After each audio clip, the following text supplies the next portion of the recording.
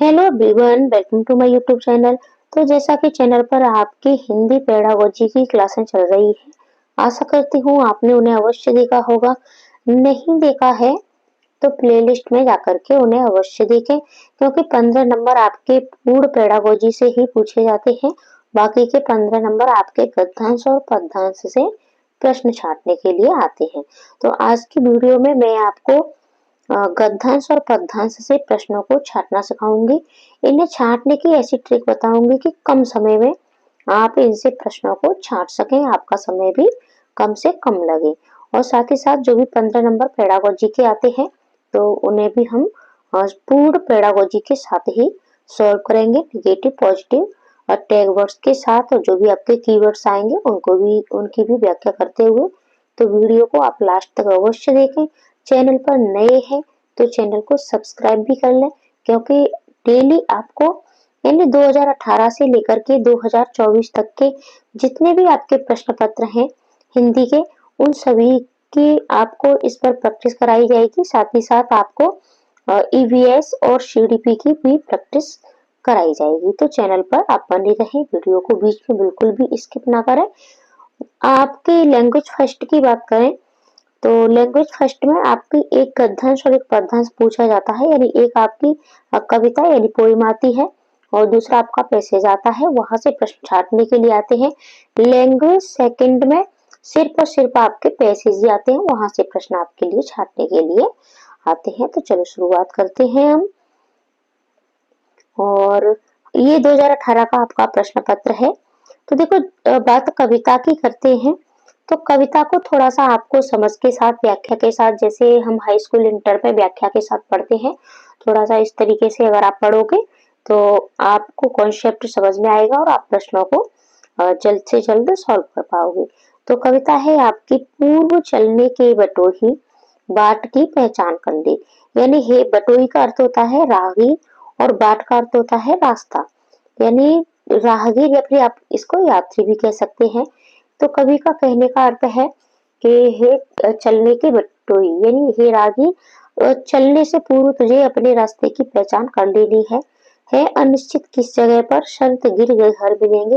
यानी तुम्हारे इस जीवन पथ पर, इस राह पर जो यहाँ भी आप जा रहे हो, तो यह सारी चीजें क्या है, यहाँ सारी चीजें अनिश्चित है कि कब आपको शरित यानी नदियां मिल जाए, कब आपको गिर यानी पर्वत मिल जाए, गहर यानी गड्ढे मिल जाए। और ये भी अनिश्चित है कि किस जगह आपको बाग मिल जाए, वन मिल जाए सुंदर सुंदर, और किस जगह आपकी यात्रा खत्म हो जाए, ये भी अनिश्चित है। और कब आपको सुमन, सुमन का अर्थ होता है फूल, फूल मिल जाए और कंटकों के सर मिलेंगे। यानी कब आपको, कंटक कहते हैं कांटे और सर कहते हैं बाढ़, यानी कांटों के बाढ़ मिल जाए, ये सारी चीजें भी अनिश्चित है। कौन सहसा छू जाएंगे मिलेंगे कौन सहसा, यानी आपको कौन मिल जाए। आ पड़े कुछ भी रुकेगा तूने ऐसी आन कर ले, चाहे कुछ भी हो जाए तू नहीं रुकेगा, तुझे ऐसी आन कर लेनी है। आन का अर्थ होता है शपथ। पूर्व चलने के बटोही बाट की पहचान कर ले। तो अब हम इससे प्रश्नों को छाटेंगे। देखो, आपका जो ये एग्जाम होगा वो ऑफलाइन होगा, तो जहां जहां से आपको लगे कि प्रश्न बन सकते हैं, उन सारी चीजों को आपको अंडरलाइन कर लेना है। जैसे कि ये कविता है तो इसको आप अगर थोड़ा सा समझ के साथ पढ़ लेते हो, ठीक है, तो आपके प्रश्न अपने आप से छटते चले जाएंगे। और ये हमने पूर्ण व्याख्या के साथ ही पढ़ी है। और तो और पैसेज में आपको अंडरलाइन करनी है, लेकिन आप चाहें तो इसमें भी अंडरलाइन कर सकते हैं। जैसे कि है अनिश्चित किस जगह, यानी यहाँ सारी चीजें क्या है, अनिश्चित है।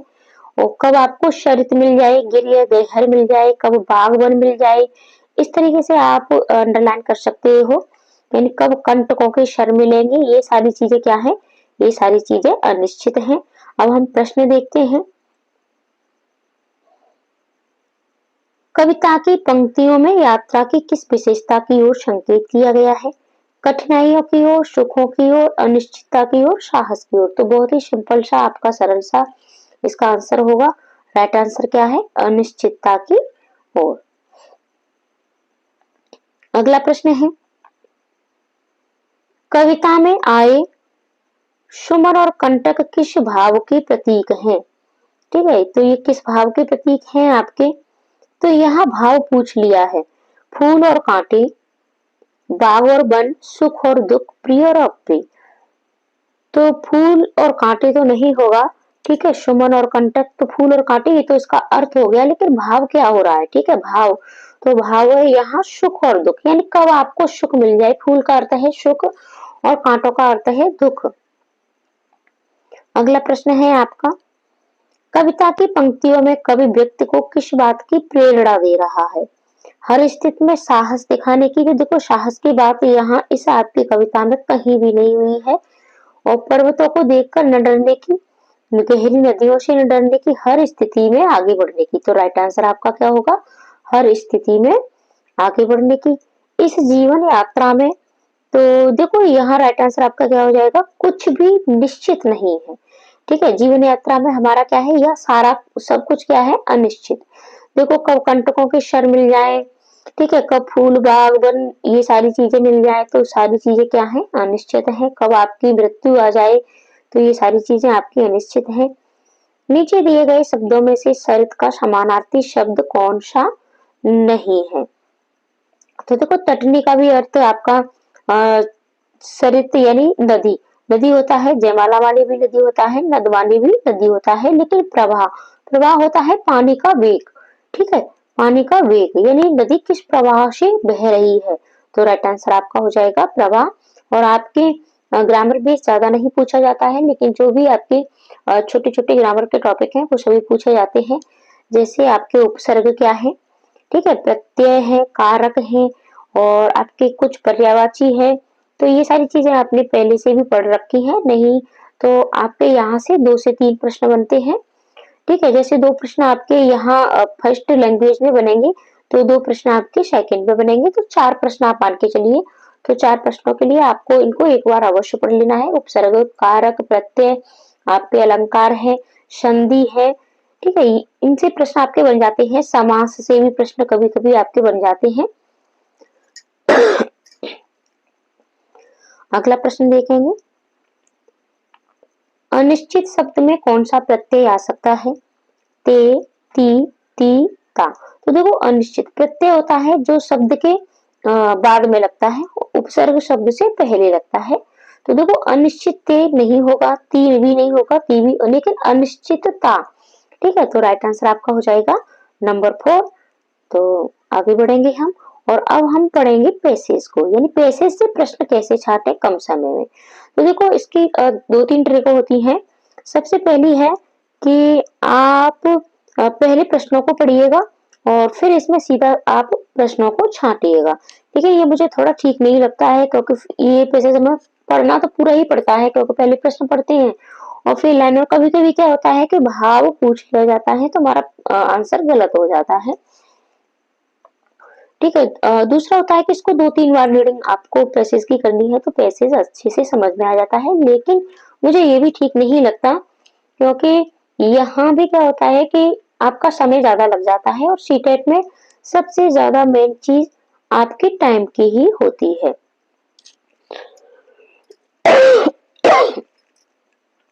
तो सबसे ज्यादा टाइम की होती है, तो टाइम तो आपको अपना बचाना ही बचाना है। देखो जो ट्रिक मुझे सबसे बेस्ट लगती है कि आपको पैसे सिर्फ और सिर्फ एक बार ही पढ़ना है, लेकिन आप इतने परिपक्व हो, समझदार हो, जहां से आपको लगे कि यहाँ से प्रश्न बन सकता है, उस लाइन को आपको अंडरलाइन कर देना है। तो हम देखो पढ़ेंगे, उसको अंडरलाइन करेंगे, जब भी हम प्रश्न देखेंगे तो हमें इसके तुरंत आंसर भी मिलेंगे।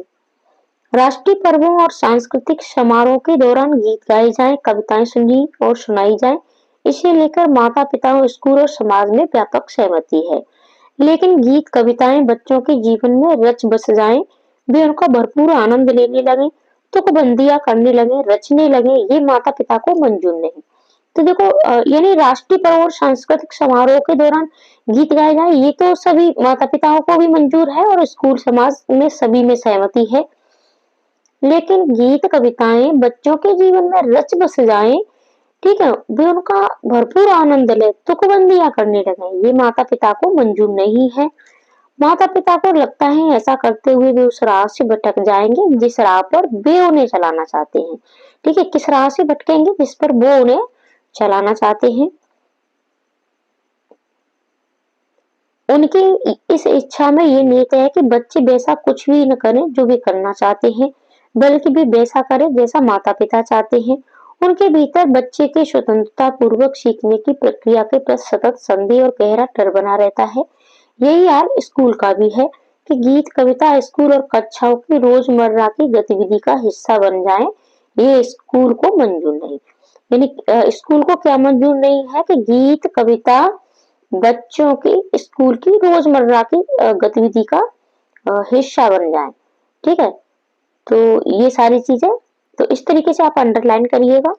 स्कूल को लगता है कि इस सब के लिए समय कहाँ है, पाठ्य पुस्तक से ये बाहर की गतिविधि है। शिक्षक और शिक्षा अधिकारी चाहते हैं कि शिक्षक पहले परीक्षा परिणाम बेहतर लाने के लिए काम करें। दूसरी ओर हमारी संस्कृति और समाज में गीत कविता की जो जगह थी, वे जगह लगातार सीमित हुई है। गीत गाने सुनने सुनाने के अवसर हुआ करते थे, वे अवसर ही गीत कविताओं को गुनगुनाते गुनगुनाते रह सकने के लिए याद करने को प्रेरित करते थे, सहेजने और रचने के लिए प्रेरित करते थे, उनमें कुछ जोड़ने के लिए प्रेरित करते थे। इस सब के लिए अतिरिक्त प्रयासों की जरूरत नहीं पड़ती थी, वह जीवन शैली का स्वाभाविक हिस्सा था। यानी गीत कविताएं क्या थी, ये जीवन शैली का स्वाभाविक हिस्सा थी। ठीक है, बच्चों के लिए पढ़ाई से अधिक खेलने कूदने के लिए समय और जगह थी। खेलने कूदने की मस्ती के दौरान ही उनके बीच से स्वतः ही नए खेलों, तुकबंदियों, खेल गीतों और बाल गीतों का सृजन भी हो जाया करता था। यानी खेल में ही क्या हो जाया करता था, खेल में ही नए खेलों, तुकबंदियों, खेल गीतों, बाल गीतों का सृजन भी हो जाया करता था।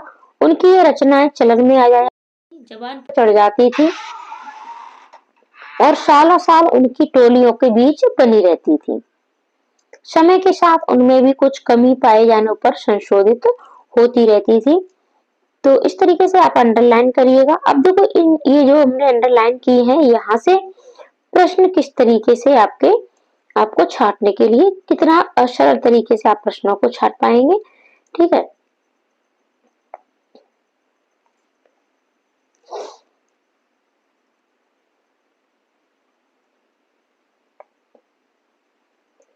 प्रश्न है आपका, गीत कविता बच्चों के जीवन में रच बस जाएं, यह माता पिता को पसंद नहीं, क्योंकि इससे बच्चे पढ़ाई लिखाई में पिछड़ सकते हैं, माता पिता द्वारा तय लक्ष्य को प्राप्त न कर सकेंगे, केवल आनंद में खोए रहेंगे, केवल कविता ही लिखते रहेंगे। तो राइट आंसर आपका क्या होगा, राइट आंसर आज आपका होगा माता पिता द्वारा तय लक्ष्य को प्राप्त नहीं कर सकेंगे। और देखो ये हमारा यहाँ आपको मिल जाएगा। ठीक है, यानी माता पिता को यह मंजूर नहीं था। माता पिता को लगता है कि ऐसा करते हुए उस राह से भटक जाएंगे जिस राह पर वे उन्हें चलाना चाहते हैं। देखो ये आप यहाँ देख पा रहे होंगे कि वे उस राह पर उन्हें चलाना चाहते हैं, यानी उनका जो लक्ष्य है वो माता पिता तय करते हैं, तो वो उससे भटक जाएंगे। तो आपको राइट आंसर यह नंबर 2 मिल गया। इस तरीके से आपको राइट आंसर बहुत जल्दी से मिलेंगे। गीत कविता स्कूलों को भी पसंद नहीं है, क्योंकि उन्हें लगता है कि अब देखो स्कूलों वाला हमारा था, तो स्कूलों वालों भी देखो आ गया ये कि गीत कविता स्कूल और कक्षाओं की रोजमर्रा की गतिविधि का हिस्सा बन जाए, ये स्कूल को मंजूर नहीं है। स्कूल को लगता है कि सबके लिए समय कहाँ है, ये आप देख पा रहे होंगे। ठीक है, ये देखो मैं कलर बदल के आपको दिखा दूं, ये हमने अंडरलाइन की है यहाँ। तो इस तरीके से आपके पास ऑफलाइन पेपर होगा, आप अंडरलाइन करिएगा। तो स्कूली पढ़ाई लिखाई से इसका कोई संबंध नहीं है, इससे बच्चों का समय नष्ट होता है। तो राइट आंसर आपका क्या होगा, नंबर 1, यानी स्कूली पढ़ाई लिखाई से इसका कोई भी संबंध नहीं है। गीत कविता के बारे में कौन सा कथन सही नहीं है, ये संस्कृति का अभिन्न हिस्सा है, ये जीवन शैली का स्वाभाविक हिस्सा है, ये भाषा सृजनात्मकता को पोषित करते हैं, समाज में इनकी व्यापक सहमति नहीं है।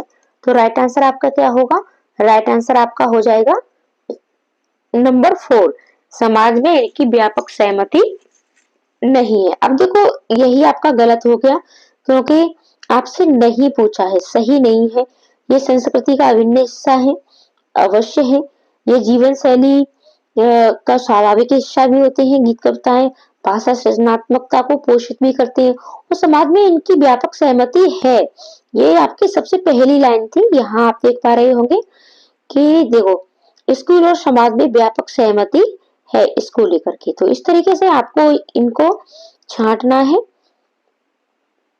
अगला प्रश्न देखेंगे, शिक्षा व्यवस्था गीत कविता को किस दृष्टि से देखती है? बाधक के रूप में, साधक के रूप में, सहयोगी के रूप में, संपूरक के रूप में? तो राइट आंसर आपका हो जाएगा बाधक के रूप में। यानी हमारी जो शिक्षा व्यवस्था है उसका कहना है कि ये पाठ्य पुस्तक से बाहर की गतिविधि है। अगला प्रश्न है, अनुच्छेद के आधार पर गीत कविता के बारे में कौन सा कथन सही नहीं है? ठीक है, तो इसमें आपसे नहीं पूछा है। स्कूल और परिवार इसकी महत्ता को समझ नहीं रहे, इनसे बच्चे अपनी राह से भटक जाएंगे। ये बच्चों को शब्दों से खेलने का अवसर देते हैं, बच्चे इनका भरपूर आनंद लेते हैं। तो देखो, ये भी सही है कि स्कूल और परिवार इसकी सत्ता को समझ नहीं रहे हैं, तो ये आपका गलत हो गया। और बच्चे शब्दों खेलने का अवसर देते हैं, तो ये भी सही है, ये भी गलत हो गया। बच्चे गीत कविताओं में आनंद भी लेते हैं, तो ये भी सही है, ये भी गलत हो गया क्योंकि आपसे नहीं पूछा है। तो राइट आंसर आपका हो जाएगा नंबर 2 कि इनसे बच्चे अपनी राह से भटक सकते हैं। बच्चों के लिए लक्ष्य कौन निर्धारित करता है? तो सीधा सीधा है उनके माता पिता। कौन निर्धारित करता है? तो उनके माता पिता बच्चों के लिए लक्ष्य निर्धारित करते हैं। कविताएं सुनी सुनाई जाए में क्रियाएं हैं, तो अकर्मक, सकर्मक, प्रेरणार्थक या द्विकर्मक? देखो, अकर्मक क्रिया जहाँ कर्म ही ना हो, तो कविताएं सुनी सुनाई जाए इसमें आपका कर्म है। और प्रेरणा भी कोई नहीं दी जा रही है, द्विकर्मक भी नहीं है, तो राइट आंसर आपका हो जाएगा सकर्मक। सांस्कृतिक में प्रत्यय है, तो यहाँ भी आपसे प्रत्यय पूछा गया है, तो केस में प्रत्यय कौन सा लगा है? तो संस्कृत प्लस एक, ये मिला करके, ठीक है। इसमें आपके दो शब्द होते हैं, संस्कृत, ठीक है, प्लस एक, तो मिलाकर के क्या हो गया आपका सांस्कृतिक। तो राइट आंसर आपका क्या होगा? राइट आंसर आपका हो जाएगा नंबर 3, एक प्रत्यय है इसमें। मंजूर का समानार्थी शब्द है। समानार्थी यानी जो समान हो, पर्यायवाची की तरह हो। तो क्या पसंद है, प्रस्ताव है, स्वीकार है या अच्छा है? यानी किसी चीज को मंजूर कर लेना, तो ये है आपका स्वीकार कर लेना, ठीक है।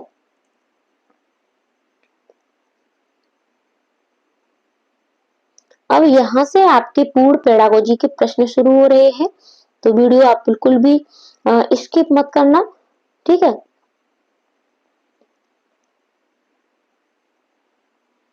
15 नंबर आपके प्रश्नों को छाटने के लिए आते हैं और 15 नंबर आपके भाषा पेडागोजी के आते हैं। देखो, वीडियो लंबी होगी, तो आप ये सोचो कि यहाँ जब हमारा इतना टाइम लगता है, तो फिर परीक्षा हॉल में भी आपका टाइम लगेगा, तो इसीलिए आप ज्यादा से ज्यादा प्रैक्टिस हमारे साथ लगाइएगा, डेली लगाइएगा। वीडियो को थोड़ा सा शेयर भी कर दिया करें। प्राथमिक स्तर पर हिंदी भाषा सिखाने के लिए सबसे अधिक जरूरी है, तो प्राथमिक स्तर पर, ठीक है, यानी कक्षा 1 से लेकर के 5 तक के विद्यार्थियों के लिए। और यहाँ बच्चों की आयु कितनी होती है? आपके पास 5 से और 12 साल तक के बच्चे होते हैं, ठीक है। ज्यादा से ज्यादा आपके पास बच्चे 14 वर्ष तक के होते हैं, इससे बड़े बच्चे आपके पास नहीं होते हैं प्राइमरी लेवल पर। तो भाषा शिक्षक का भाषा ज्ञान, कक्षा में रंगीन पाठ्य पुस्तकें, कक्षा में प्रिंट समृद्ध परिवेश, कक्षा में लिखित आकलन। तो राइट आंसर आपका हो जाएगा नंबर 3, कक्षा में प्रिंट समृद्ध परिवेश। देखो, सीटेट में आपका 3 चीजें जैसे आपके होती है, डिग्री आपने इंग्लिश में पढ़ी होंगी। एक आप होता है आपका गुड, एक होता है बेटर, एक होता है बेस्ट। तो आपको सबसे बेस्ट के साथ जाना है। देखो, भाषा शिक्षक का भाषा ज्ञान भी जरूरी है, रंगीन पाठ्य पुस्तकें भी जरूरी है, और आकलन लिखित नहीं होना चाहिए। आकलन बच्चे का आप कैसे भी कर सकते हो, ठीक है, लिखित भी होना चाहिए, लिखित के साथ साथ मौखिक भी होना चाहिए, यानी। लेकिन जहां भी प्रिंट समृद्ध परिवेश की बात आ जाए, जहां भी आपको परिवेश मिल जाए, तो आपको उसी के साथ चले जाना है। तो राइट आंसर आपका हो जाएगा कक्षा में प्रिंट समृद्ध परिवेश। बच्चे बोलचाल की भाषा का अनुभव लेकर विद्यालय आते हैं, इसका निहितार्थ है। यानी बच्चे जब स्कूल में आते हैं तो क्या वो मतलब भाषा का ज्ञान उनको नहीं होता है। बच्चे बोलना भी जानते हैं, सुनना भी जानते हैं, बोलना सुनना दोनों कौशलों से परिपक्व है। देखो हिंदी पेडागोजी की जो भी आपको क्लासेस दी गई है उन्हें आप अवश्य देखें, और साथ ही साथ आप इसके टैग वर्ड्स, ठीक है, टैग वर्ड्स की भी वीडियो आपको सारी दी जा चुकी है, तो आप टैग वर्ड्स की वीडियो भी अवश्य देखें।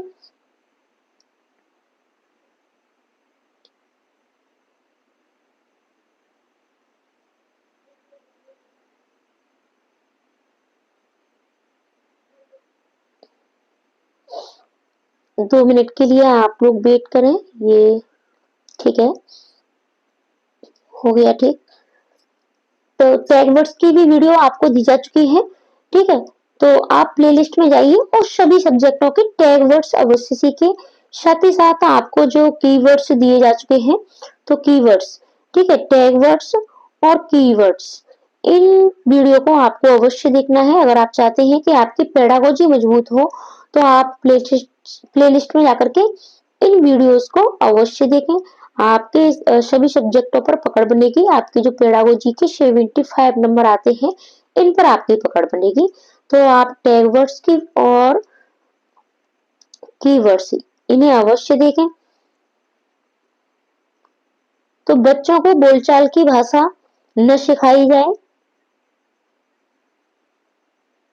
बच्चों की बोलचाल की भाषा को सुधारा जाए, बच्चों के भाषाई अनुभवों का उचित प्रयोग किया जाए, बच्चों के भाषाई अनुभवों को कक्षा के बाहर रखा जाए।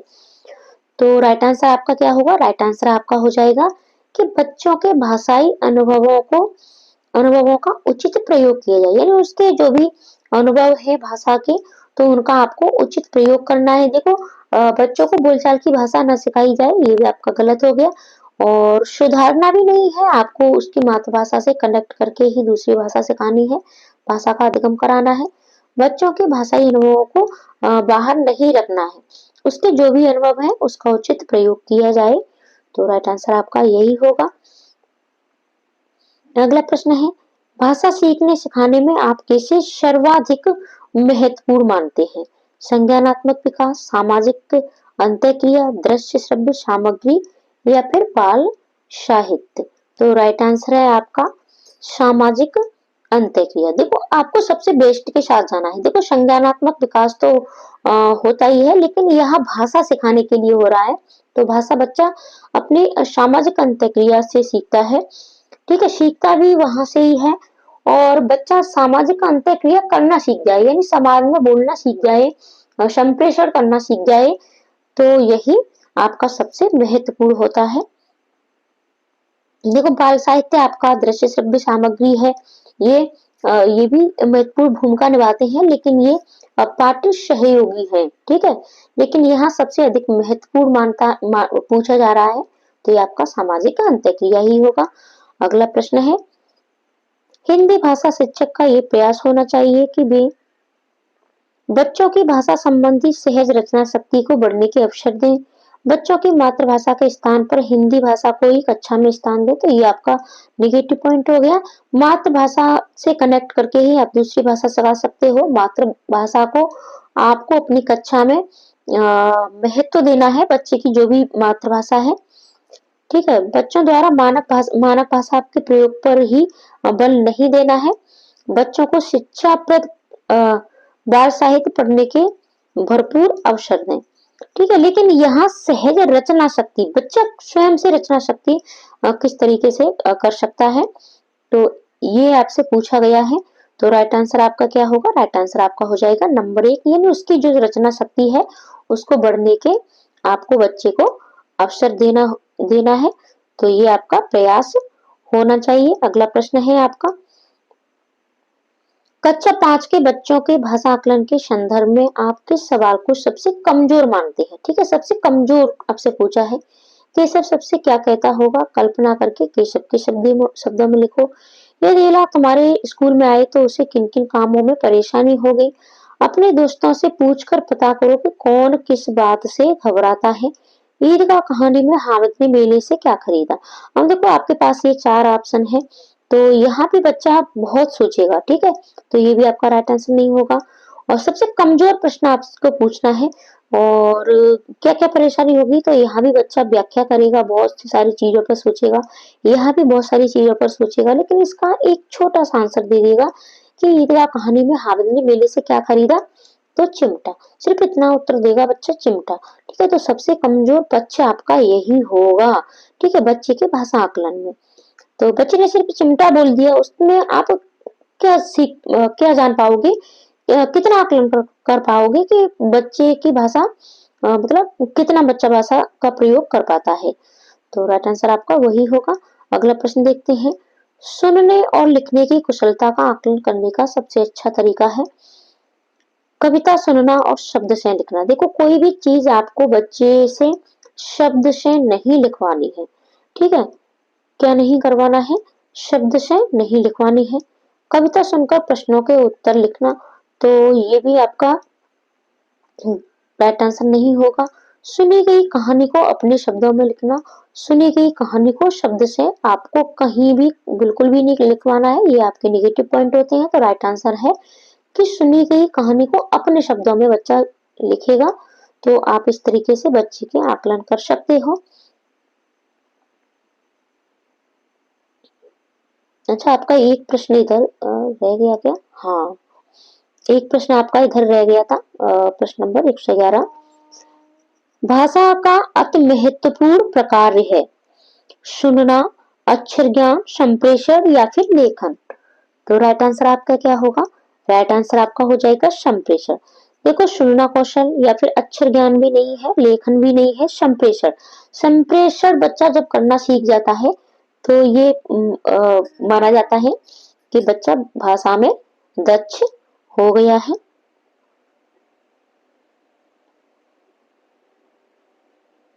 अगला प्रश्न देखेंगे। सार्थक पढ़ते समय कभी कभी वाक्यों शब्दों की पुनरावृत्ति करता है। ये भाषाई व्यवहार दर्शाता है कि वह पढ़ने में अधिक समय लेता है, वह अटक अटक कर ही पढ़ सकता है, वह समझ के साथ पढ़ने की कोशिश करता है, उसे लंबे शब्दों को पढ़ने में कठिनाई होती है। तो देखो बच्चे क्या करते हैं, कभी कभी पुनरावृत्ति करते हैं पाठ को पढ़ते समय। तो राइट आंसर आपका क्या होगा कि वह समझ के साथ पढ़ने की कोशिश कर रहा है। देखो अटक अटक के भी नहीं पढ़ रहा है, ठीक है, समय भी अधिक नहीं लेता है, ये भी नहीं होगा। या फिर उसे लंबे शब्दों को पढ़ने में कठिनाई हो रही है, ये भी आपका नहीं होगा। अगला प्रश्न देखेंगे। हिंदी भाषा में आकलन का उद्देश्य नहीं है। देखो जहां जब भी आपसे नहीं पूछा जाए, वैसे तो देखो आप ये देख पा रहे होंगे कि थोड़ा सा डार्क बना होता है, लेकिन फिर भी आपको इस तरीके से एग्जाम हॉल में इस पर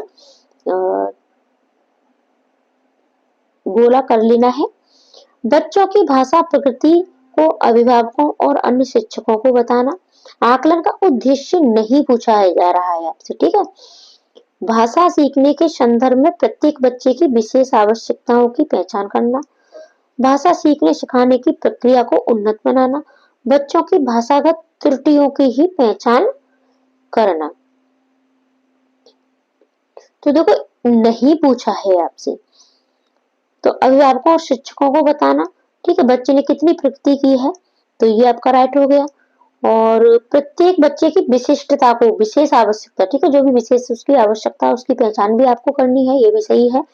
और सीखने की प्रक्रिया को, ठीक है, भाषा जो भी सीखने सिखाने की जो भी प्रक्रिया है उसको आप उन्नत बना सकते हो, तो ये आपके तीनों सही है। तो ये आपके राइट आंसर नहीं होंगे।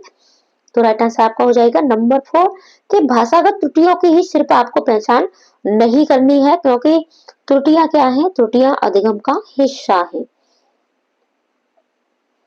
आपके विचार से प्राथमिक स्तर पर उत्कृष्ट लेखन कार्य का उदाहरण है, यानी आप बच्चों से किस तरीके से कोई लेखन करवा सकते हो, कुछ लिखवा सकते हो, लेखन प्रतियोगिता करवा सकते हो।